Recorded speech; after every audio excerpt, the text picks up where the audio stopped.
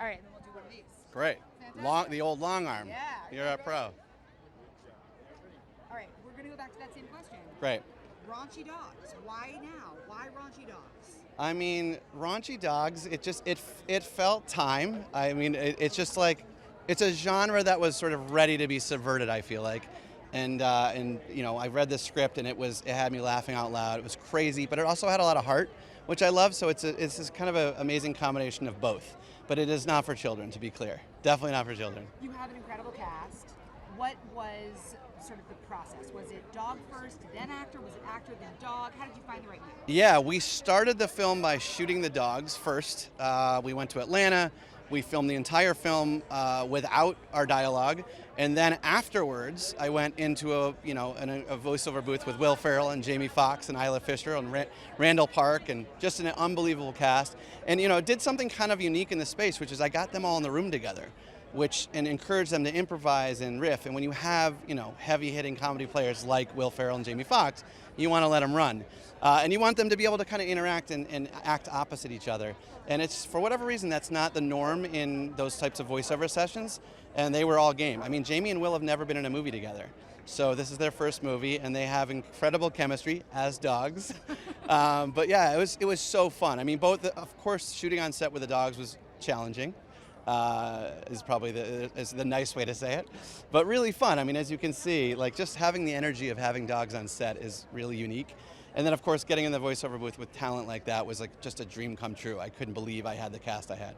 And then on set, you had a very good boy who was Will Forte playing a very bad person. Yes. Why was he the right person for that? Well, Will Forte secretly is a really terrible guy. That's why I cast him. No, it's so funny. Will Forte couldn't be playing more opposite who he really is in this character in Doug, who is a terrible, terrible human being who mistreats his incredibly sweet dog. But, that's acting. That's the magic of acting.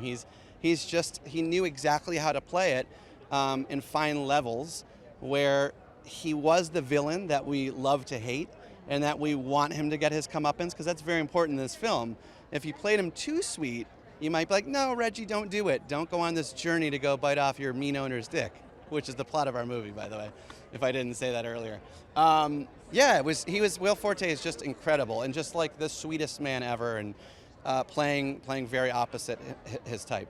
Has this movie changed the way you look at dogs and dog parks? Like, what is that experience for you like now? Yeah, I think the process of making this film has just forever made me look at every dog and give them a voice and think about what they're saying. Now, as a dog owner my entire life, and I think most dog owners could agree, like we all do that. I think I've been adding a voice for my dogs in my life forever, and of course they were never PG. I mean, I don't know why would your dog have like a censor himself? I think they talk like we do in private. We sometimes use bad words. We're very honest with each other, and so I think dogs in private do that as well. But yeah, it's forever changed my my ability to just look at a dog and not think, what's it thinking right now? You got Lassie, Yeah. Sandy, Yeah. Beethoven, Yeah. Airbud. Yeah. Where did the strays fit in that lexicon, in that Parthenon of talent? I mean, they're very far afield from those wonderful characters of Beethoven and Lassie. But yeah, I don't know. That would be a fun crossover. Like our four strays meeting those dogs and them trying to be very sweet and being like, my God. Did you hear what that dog just said to me? Yeah, but by the way, I love those films. I know Dan, our writer, love Homeward Bound, love Milo Notice as a kid. Cats and dogs, it is a fun genre. And, it did feel sort of ripe for subverting. But to be honest, our film's not really just a spoof. It's not a spoof at all, was sort of my thing. We, of course, send up the genre of dog movies, but it really functions in the way I saw it was just an R-rated comedy where the lead actors just happen to be dogs. That's how I kind of saw it when I was making it. There is. Wonderful friendship. Yeah. Can you talk about the friendship of the four dogs? Yeah, I mean, the film in a lot of ways is actually about toxic relationships, because Reggie is in a relationship that he's giving to Doug, his owner, and is getting nothing in return. And it takes some friends to come along and say, hey, you're in a really bad situation right now, get yourself out of it. And I think that was really, honestly, when Dan, the writer, and I would have meetings, we would talk about that. It was quite emotional, and it is an emotional story, and the friendship is at the center. I thought about films like Stand By Me, The Goonies, and sort of friendship stories, super bad, and these stories where like your friends become your surrogate family. And in our case, you know, it's a surrogate family of very mismatched dogs of all different sizes and breeds, but they fit, they work together, and they support each other, and they ultimately help Reggie kind of find his sense of self-worth in the end. It's very sweet, you know, which is I think what friends do when you're going through like a breakup, which is what Reggie's doing. Dude, Yeah. what else can you say? Yeah. Do you have a PFF? I mean, I have a PFF. I have a few PFFs. They're going to be here tonight at the premiere. One of my PFFs is my brother, who's right there. One of my PFFs is actually now, I adopted one of the dogs from the film. Yes, I adopted the young puppy Reggie. Yep, I found out this dog needed a home at the end of the film. I called my wife up. We already had a dog. And I said, hey, what do you think about bringing another dog home? And she said, absolutely. If it doesn't have a home, bring him home. So my kids were thrilled. I have twin daughters. They named him Reggie.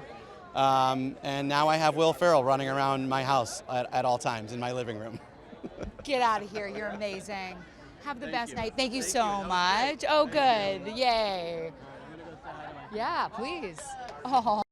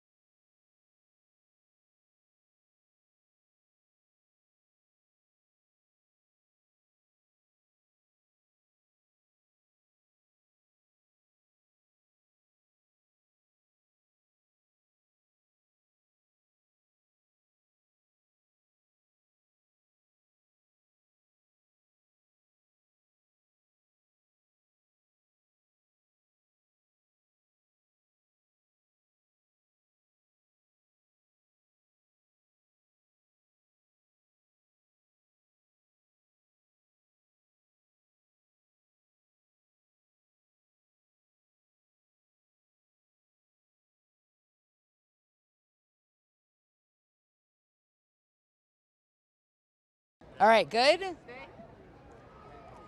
Josh, all these years of, cutesy talking dog propaganda, now we finally get a raunchy R-rated dog. Tell us more about that. Yeah, I mean, we needed one. We're ready for a. Oh, sorry, I went too early. I'll give you a signal. I have a signal her. Got it. Oh. I will keep my eye line. Have a full answer. Just the first part. Yeah, got it. Okay. It's about time. Thank Yeah, you. there you Now I go. get it. Here. Yeah. Keep an eye on him. Yeah, Okay, great. sure. Yeah. Give him a big rap. Yeah, Give him a the big big- rap, yeah. Austin. My best. Go ahead. All right. Josh, we've had all of these cutesy talking dog movies for years and years, propaganda. Now we get a real raunchy dog movie. Why did we need this now? We need it. I mean, we were overdue. It was just, Benny, come on, dude. I'm in the middle of an interview. Really? Anyway, sorry. Where were we? It's tough. It's tough working with animals like this. More. He's got more. Yeah, I got it.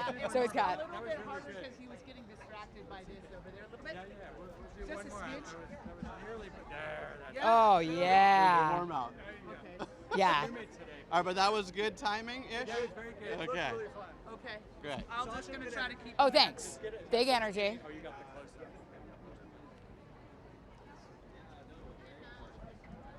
Yep. Good. Okay. Oh, that's so sweet. All right. Here we go. Try it again. All right, we good? Right. Josh, we've seen cutesy talking dogs for years. Now we finally get to see dogs the way they really are, raunchy and irreverent. Why is it time for this movie now? It just was. I mean, we've had so many. Benny, dude, come on. I'm in the middle of an interview and you're peeing. These are nice shoes I just bought for this premiere. Look at the face he's giving me. This is the same attitude you had on set. I remember this. Come on. Oh, more? You're going to do more? Oh, my God. One more. You got it. Important shot. Yeah, you got He's it. got to get the leg better. You got it. It's not you, it's It's him, no. It's really him. I sympathize with my actors who literally, like, on set. Would have this way? Just like there. That's Yep. they would basically have to do what this is and then just wait Yeah. for the one moment when the trainers aren't talking, and then they could deliver their Yeah. line. It's like very hard acting. Oh, yeah. Like they have to be in it and then like, yeah.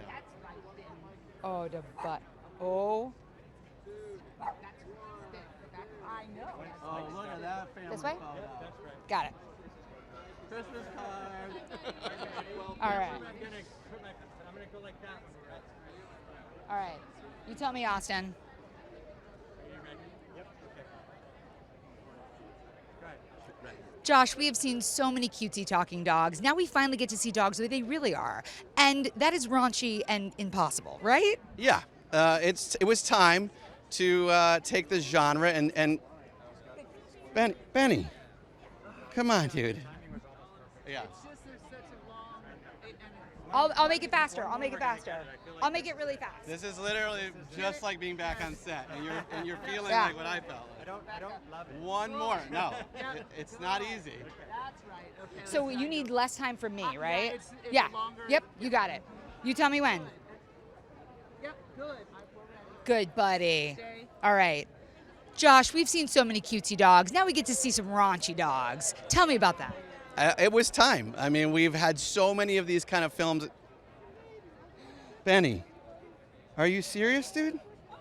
These are like brand new shoes. And you're just going to look me in the eye while you're doing it. Okay. No. I know what you just said. I was on set long enough to know, and that's really messed up, man. You know what? No, I'm just kidding. Don't use that. Between all those Okay. Please don't use that. We're shortening that. we saw it. Yeah. Good boy.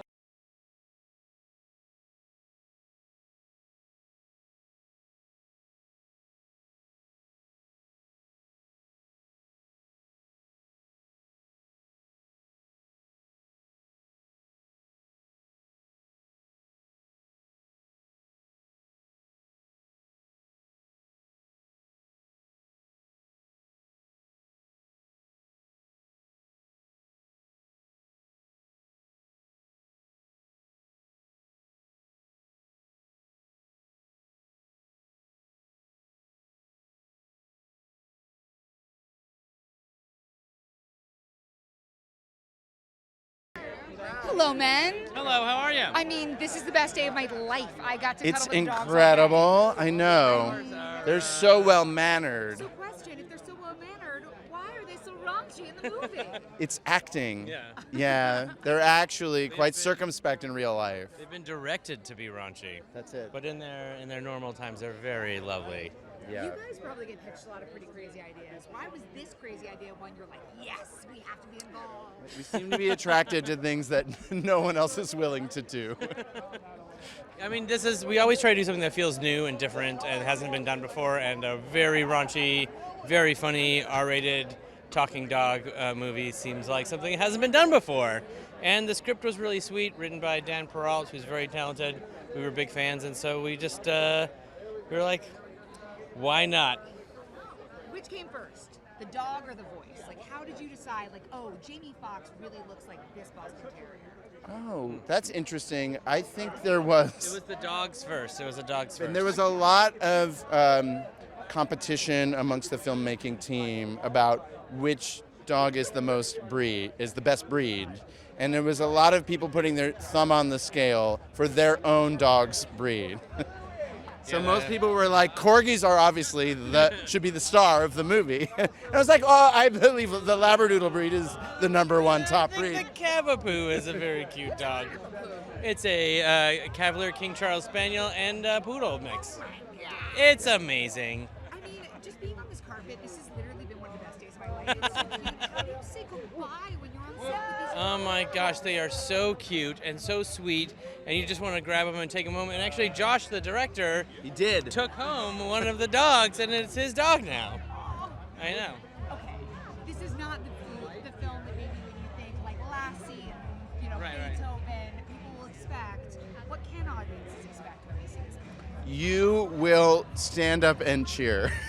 It is the kind of movie that creates such engagement with the audience that in the climactic R-rated moment of the film, the audience breaks into applause, which was our goal the whole time, and it really happened.